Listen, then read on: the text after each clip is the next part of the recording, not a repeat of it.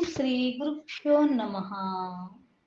ఓం శ్రీ సరస్వత్యై నమః.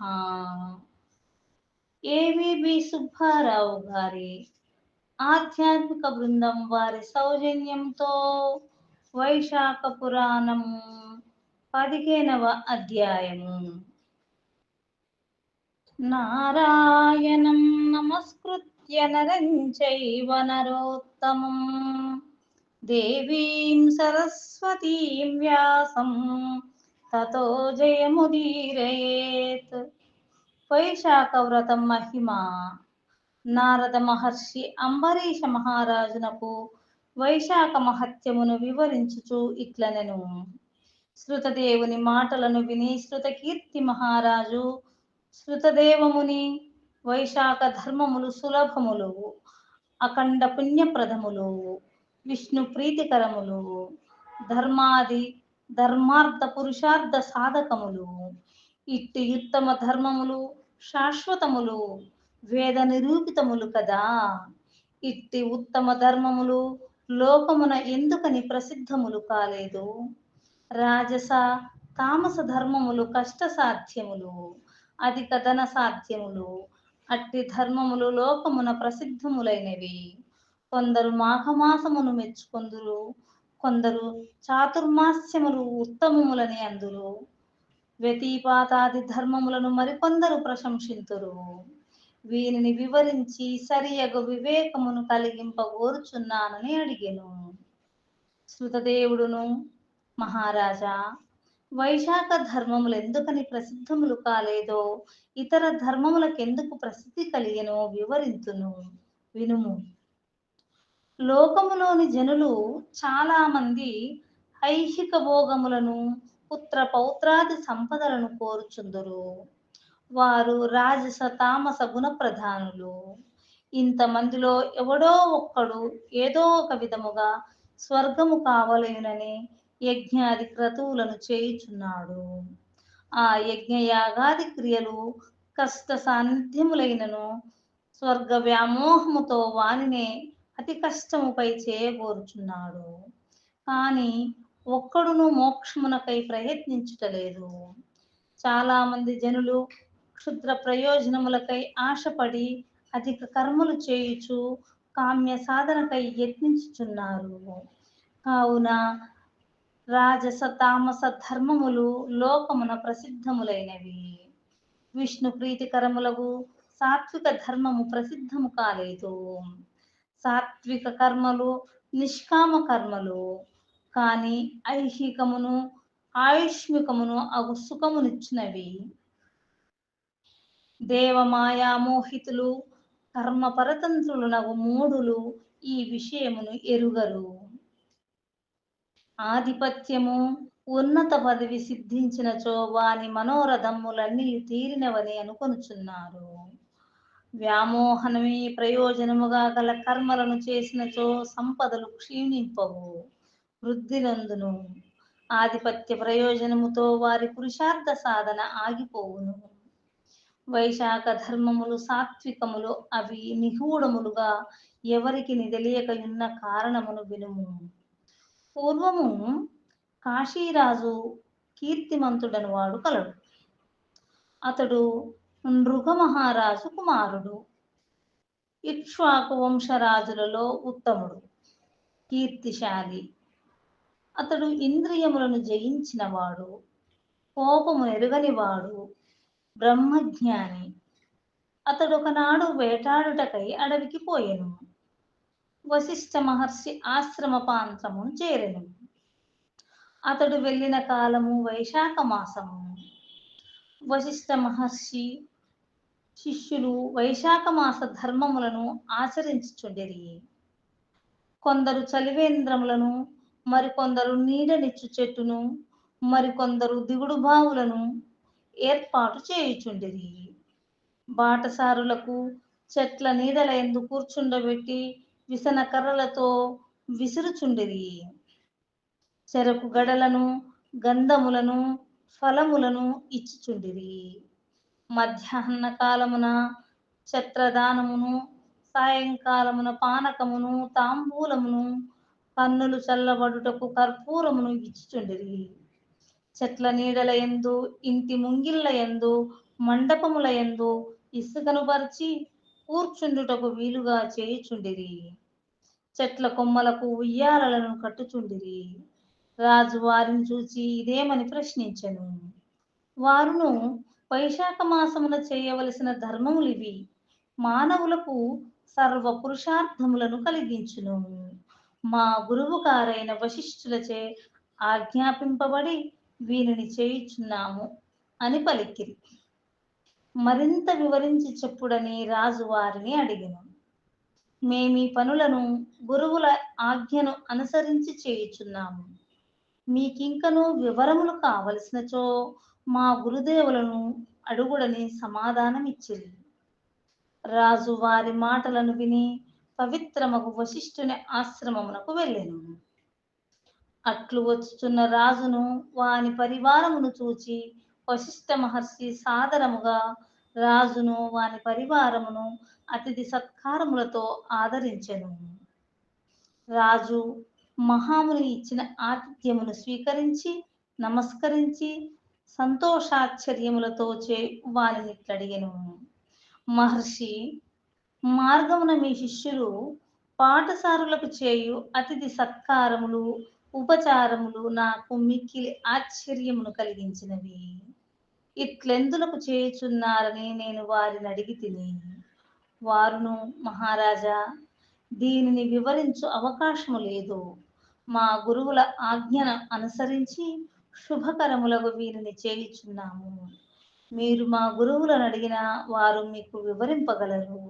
నేనును వేటాడి అలసితిని, అతిథి సత్కారమును కోరు పరిస్థితిలో నుంటిని.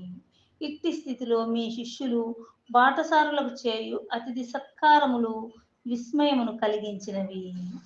నీవు మునులందరిలో మొదటి వాడవు, శ్రేష్ఠుడవు, సర్వధర్మములను ఎరిగిన వాడవు. నేను మీకు శిష్యుడను. దయయుంచి నాకు ఈ విషయము నెరిగింపుడని ప్రార్థించెను.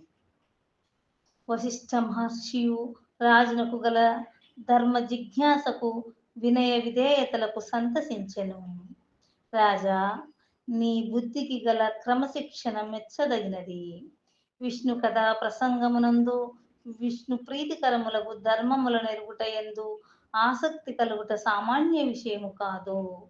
నీవడిగిన విషయమును వివరింతును, వినుము. వైశాఖ మాస వ్రత ధర్మ విషయములను వినిన సర్వ పాపములను నశించును. ఇతర ధర్మముల కంటే వైశాఖ ధర్మములు మిక్కిలి ఉత్తమములు. వైశాఖ మాసమున బహిస్నానము చేసిన వారు శ్రీ మహావిష్ణువునకు ప్రియమైన వారు. అన్ని ధర్మములను ఆచరించి స్నానదానార్చనములు ఎన్ని చేసినను వైశాఖ మాస ధర్మములను ఆచరింపనిచో అట్టి వారికి శ్రీహరి దూరముగా నుండును. వారు శ్రీహరికి ప్రియులు కారని భావము. వైశాఖ మాసమున స్నాన దానములు, పూజాధికములు మానిన వారెంత గొప్ప కులమున జన్మించినను వారు కర్మను అనుసరించి మిక్కిలి నీచ జన్మ కలవారని ఎరుగుము. వైశాఖ మాస వ్రత ధర్మములను ఆచరించి శ్రీహరిని పూజించినచో శ్రీహరి సంతసించి వారి కోరికలనిచ్చి రక్షించును. శ్రీపతియు జగన్నాథుడును అగు శ్రీ మహావిష్ణువు సర్వ పాపములు నశింపజేయువాడు సుమా. వ్యయ ప్రయాసలు కల వ్రతము చేతను, ధర్మ సూక్ష్మముల చేతను, ధనముల చేతను శ్రీహరి సంతసింపడు. భక్తిపూర్వకముగా ఆరాధింపబడిన శ్రీహరి భక్తిపూర్వకమైన స్వల్ప పూజకైనను స్వల్ప కర్మకైనను సంతసించును. భక్తి లేని కర్మ ఎంత పెద్దదైనను అతడు సంతోషించడు సుమా. అధిక కర్మకు అధిక ఫలము, స్వల్ప కర్మకు స్వల్ప ఫలము అని శ్రీహరి లెక్కింపడని. భక్తి అధికమైనచో స్వల్ప కర్మకైనను అధిక ఫలమునిచ్చును. భక్తి లేని కర్మయే అధికమైనను ఫలితముండదు. కర్మ మార్గమును దాని ఫలమును నిర్ణయించుట చాలా కష్టము సుమా. వైశాఖ మాస వ్రత ధర్మములు స్వల్పములైన వ్యయ ప్రయాసలు చేయబడినను భక్తి పూర్ణము లేనిచో శ్రీహరికి మిక్కిలి సంతోషమును కలిగించును.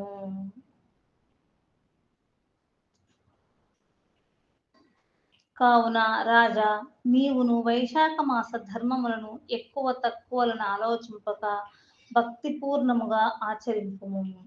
నీ దేశ ప్రజల చేతను చేయింపుము. వారికి నీ శుభము కలుగును.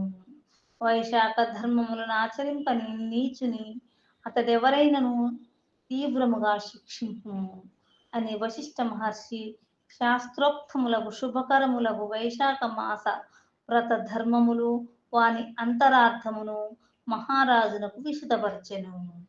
రాజు మహర్షికి నమస్కరించి తన రాజ్యమునకు పోయెను. ఆ రాజు వశిష్ఠ మహర్షి చెప్పిన మాటలను పాటించెను. వైశాఖ ధర్మములను పాటించుచు శ్రీ మహావిష్ణువును మిక్కిలి భక్తితో సేవించుచుండెను.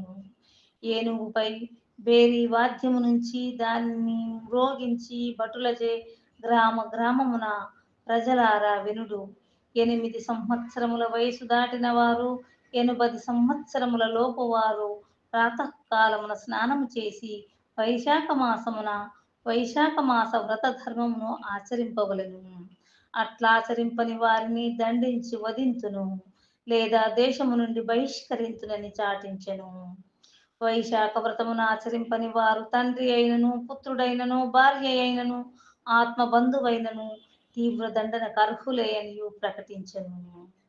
వైశాఖమున ప్రాతకాలన స్నానము చేసి సద్బ్రాహ్మణులకు జలము మున్నగు వానిని యథాశక్తిగా దానము చేయవలేను. చలివేంద్రములు మున్నగు వానిని ఏర్పాటు చేయవలేను అని వైశాఖ ధర్మములను పాటింపని వారిని తెలుసుకొనుటకై ధర్మవక్తను నియమించెను. వైశాఖ వ్రతమును పాటింపని వారిని శిక్షించుటకై 5 గ్రామములకు ఒక ధర్మాధికారిని నియమించెను. వాని అధీనమున 10 మంది అశ్వికులనుంచెను. ఈ విధముగా ఆ మహారాజు ఆజ్ఞచే వాని దేశమున వైశాఖ మాస వ్రతము సుస్థిరమయ్యెను. ఈ రాజు ప్రారంభించిన నాటిన వైశాఖ ధర్మ వృక్షము సుస్థిరమయ్యెను. ఆ రాజు రాజ్యమున మరణించిన స్త్రీలు, బాలురు, పురుషులు అందరును ఇహలోక సుఖములందిన వారై విష్ణులోకమును చేరుచుండిరి. వైశాఖ మాసమున ఏ కారణము చే ప్రాతకాల స్నానము చేసినను పాప విముక్తులై శ్రీహరిలోకమును చేరుచుండిరి. ఇట్లు ఆ రాజ్యము దేశములోని ప్రజలందరూ వైశాఖ మహత్యమున శ్రీహరిలోకమునకు పోవుటచే యమధర్మ రాజ్యమునకు అనగా నరకమునకు పోవు వారెవరునూ లేకపోయిరి. ప్రతి ప్రాణియు లోగడ చేసిన పాపములన్నింటినీ చిత్రగుప్తుడు వ్రాసినను కొట్టివేయవలసి వచ్చెను. ఈ విధముగా చిత్రగుప్తునికి జనుల పాపములను వ్రాయుట, కొట్టివేయుట జరిగి అతడూరకనుండవలసి వచ్చెను. ఏ పనులు చేసిన వారైనను వారు నరకమునకు పోవలసిన వారైనను వైశాఖ స్నాన మహిమచే విష్ణులోకమును పోవుటచే నరకలోకములన్నీయు వచ్చువారు లేక శూన్యములయ్యుండెను. అంతేకాదు స్వర్గలోకమునకై యజ్ఞయాగాదులనెవరును చేయక వైశాఖ మాస వ్రతములను ధర్మములను ఆచరించుట వలన విష్ణులోకమును చేరుటచే స్వర్గలోకములను శూన్యములయ్యుండెను. ఈ విధముగా యమధర్మరాజు లోకము నరకము, ఇంద్రుని దేవలోకము స్వర్గము వచ్చు వారెవరు లేక శూన్యములయ్యుండెను. వైశాఖ పురాణం 15వ అధ్యాయము సంపూర్ణము. ఓం నమో నారాయణాయ. ఓం నమో భగవతే వాసుదేవాయ. సర్వం శ్రీకృష్ణార్పణమస్తు.